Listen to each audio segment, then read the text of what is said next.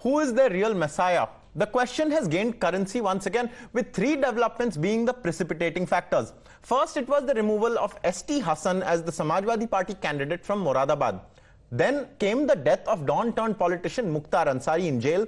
And finally, the splitting of backward party Apna Dal K from the Samajwadi Party alliance in Uttar Pradesh. As soon as the Apna Dal faction stitched up an alliance with the AIM for Uttar Pradesh, their target audience became very clear. With a new PDM to take on the Samajwadi Party's PDA, both Pallavi Patel and Asaduddin Owaisi have asked, will the so-called secular parties really take up the cause of the Muslims they claim to speak for, or are they to be content with being a perpetual vote bank? क्या था ना, वो PDA जो अंग्रेजी में था, only public display of affection, खत्म। Ground पे कुछ नहीं था, ना एक अंदरूनी को कमिटमेंट था। ये जो बनाया गया है, ये हकीकी मानों में सामाजिक न्याय के लिए मैं समझता हूँ कि बहुत बड़ा कदम होगा। कि सिर्फ ये पार्लियामेंट के चुनाव को सामने रखकर नहीं बनाया गया है, इसको हम लेकर आगे बढ़ेंगे।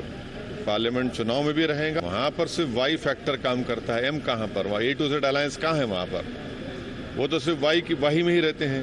उनका मकसद कुछ और ही है। उनका मकसद ये है कि मुसलमान अंधे बनकर उनको वोट डालते रहें। देखिए, अगर ओवैसी साहब की संगत का भी असर है तो बुरा कहाँ से है? तो मैं आपसे सिर्फ इतना कहना चाहती हूँ कि सामाजिक न्याय की लड़ाई बहुत पारदर्शिता के साथ लड़ी जानी चाहिए। और पीडीएम हमने इसलिए ये नारा दिया है क्योंकि कहीं ना कहीं अल्फाबेट ए में कंफ्यूजन था। कभी वो आधी आबादी था, कभी वो अगड़ा था, कभी वो अल्पसंख्यक था, कभी आदिवासी हो गया और कभी जाते जाते ऑल हो गया। तो हमने कहा राजनीति में कंफ्यूजन नहीं होना चाहिए, पारदर्शिता होनी चाहिए। इसलिए उस एक के कंफ्यूजन को हटा करके हमने उनको जोड़ने का काम किया है जो वास्तविक रूप से इस देश में सामाजिक, आर्थिक और राजनीतिक शोषण का शिकार हैं। Now, to drive home his point, Owaisi set off for Mukhtar Ansari's hometown as soon as the new PDM alliance was formed. He met with the family and questioned the absence of the Samajwadi Party supremo Akhilesh Yadav.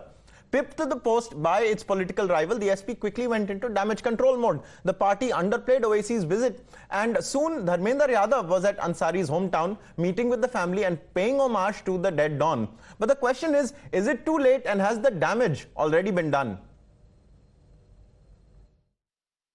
Dharmendra ji, पहले एक तो जिस बात की आशंका जाहिर की गई थी वो अनहोनी हुई, किस तरीके से इस पूरी घटना को देखते हैं? आपने सब समझ लिया होगा। अभी हम बैठेंगे एक साथ, आपसे बात करेंगे। अभी तो यहाँ परिवार के लोगों के बीच हम केवल इस दुख की घड़ी को बांटने आए हैं। अखिलेश जी भी आएंगे, राष्ट्रीय अध्यक्ष जी फैसला लेंगे, उन्हीं के निर्देश और उनके ही संज्ञान में और उन्हीं के चीजों के बीच में मैं आया हूँ। सवाल इस बात का कि परिवार जिस बात की आशंका जता रहा था वो अनहोनी हुई, लगातार इस बात को आप लोग भी उठा रहे हैं। इस बात को सरकार को जवाब देना चाहिए। न्यायालय में शपथ पत्र दिए हुए यहाँ के यूपी के प्रिंसिपल सेक्रेटरी होम, और परिवार लगातार इस बात की चिंता में था कि कहीं कोई बड़ी घटना ना हो जाए, और वो हुई। तो परिवार के लोगों को जो शंका थी वो सही निकली, और जो सरकार ने जो जिम्मेदारी निभानी थी वो नहीं निभाई। सरकार का रवैया बहुत ही खराब रहा इस मामले में। क्या लगता है कि सीबीआई जांच या उच्च स्तरीय जांच की आप लोग मांग करेंगे? बिल्कुल करेंगे, बिल्कुल करेंगे। निश्चित तौर पे मुख्तार अंसारी के निधन के बाद से ही जो पॉलिटिक्स का एक दौर है वो शुरू हो चुका है, क्योंकि सबसे पहले हमने देखा था कि रविवार की देर रात असदुद्दीन ओवैसी एमआईएम चीफ पहुंचे यहाँ पर। उन्होंने परिवार के लोगों से बातचीत की और इसके साथ ही एक एक्स पर उन्होंने पोस्ट भी जारी किया जिसमें उन्होंने तमाम बातें जो लिखी हैं। और उसके बाद कहा यह जा रहा था कि चूंकि अखिलेश यादव यहाँ पर नहीं पहुंचे थे और समाजवादी पार्टी का कोई भी वरिष्ठ नेता जो बड़ा नेता है वो उनके इंतकाल के बाद से यहाँ पर नहीं पहुंचा था, तो इसकी वजह से कुछ जो सुगबुगाहट थी वो शुरू हो गई थी। और खासतौर से जो मुस्लिम समाज के लोग हैं उनके बीच में थोड़ी सी नाराजगी देखी जा रही थी।